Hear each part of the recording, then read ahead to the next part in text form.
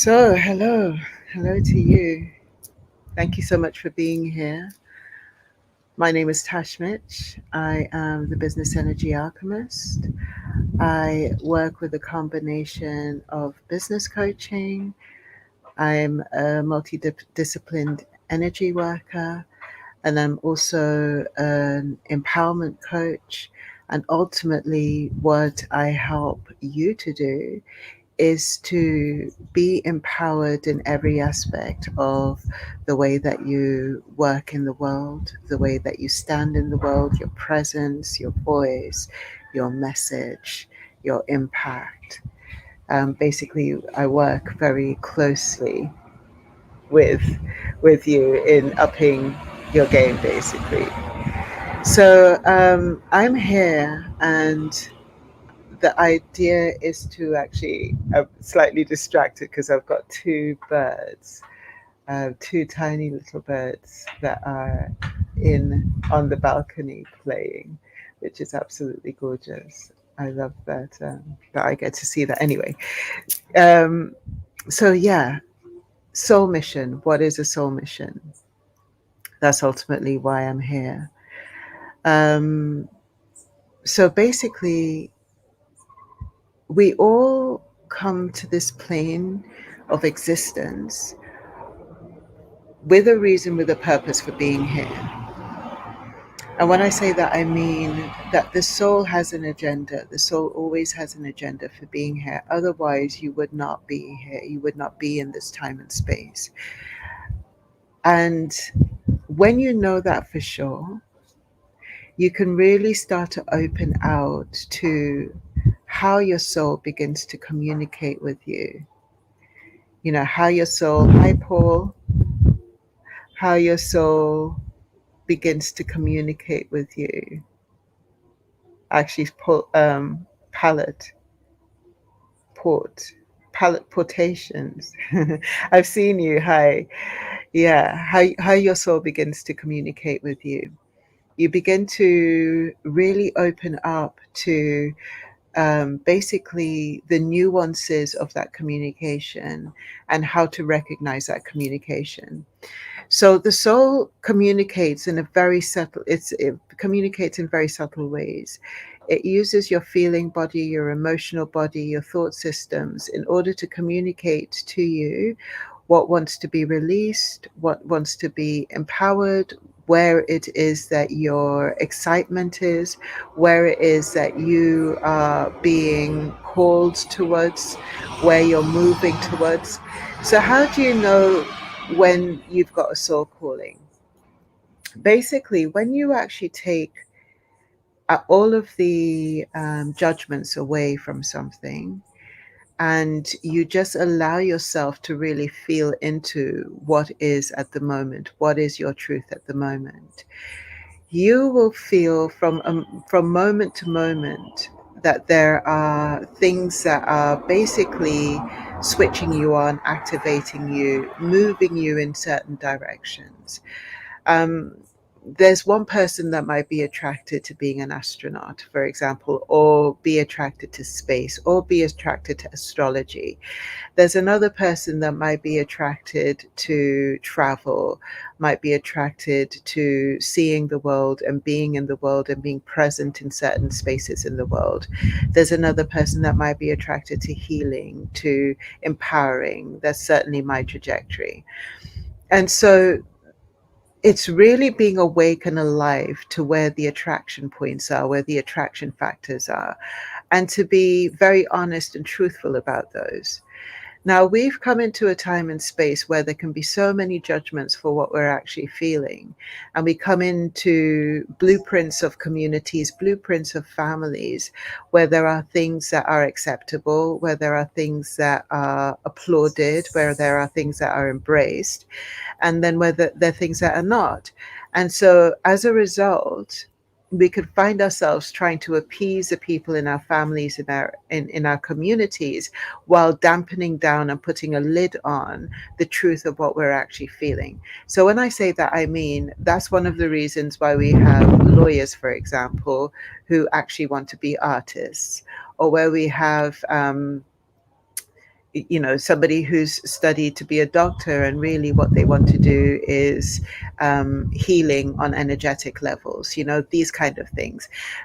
It could be, they could be saying to themselves that one way is sustainable and the other isn't. One way makes money, the other doesn't. One way is acceptable, the other isn't. And so there's this sort of sense of putting a lid, or just putting a blanket over what the truth of the feeling is, and going with what seems to make the most sense, something along those lines.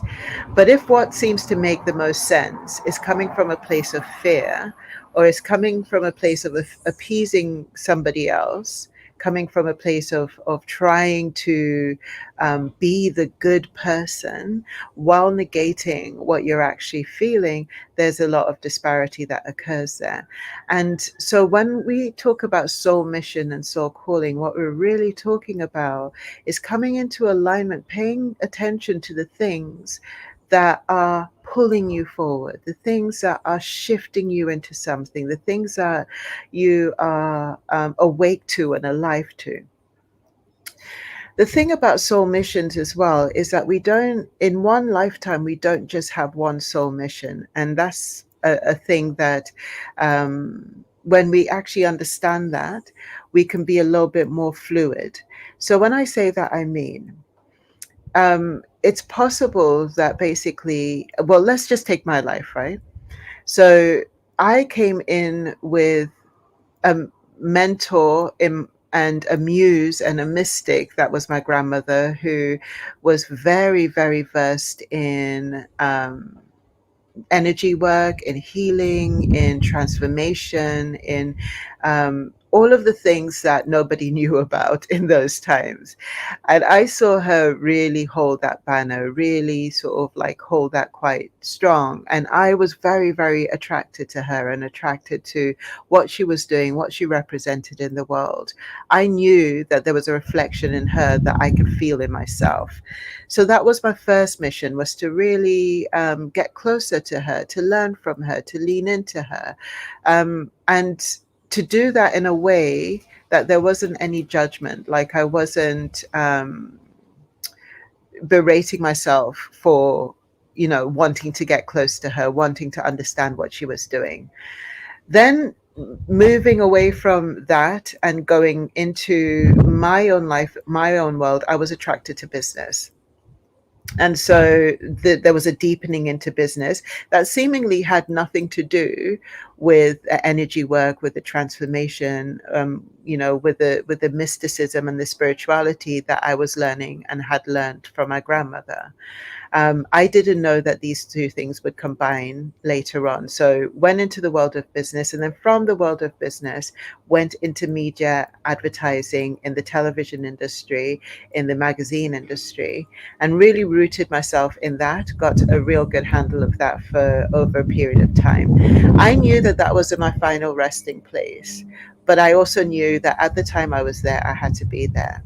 And from there, the draw was to really start to open out into energy work, to start to learn more about energy work, to learn more about how energy flows, how it expands, how it gets blocked, how you release the blocks, all of those kind of things.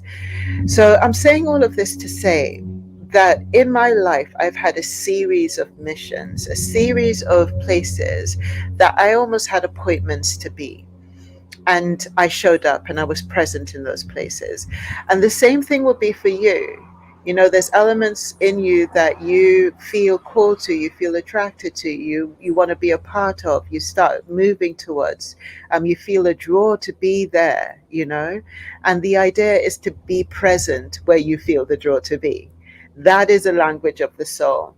And when you're present where you feel drawn to be, everything starts to open up from there. We don't have all the information that we need in the moment that we need it. And when I say that, I mean, that sounds a little bit weird.